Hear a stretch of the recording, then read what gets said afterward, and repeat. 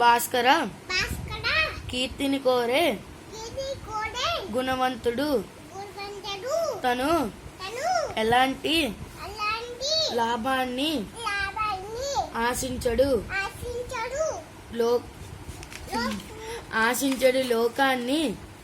లోకానికి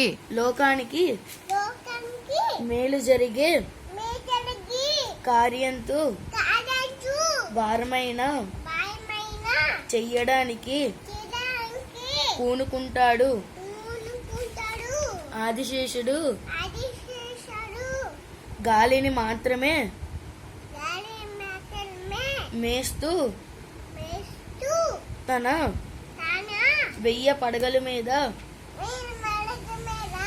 ఈ పెద్ద భూపారాన్ని నిత్యం మోస్తున్నాడు కదా. అంతే ఆపు.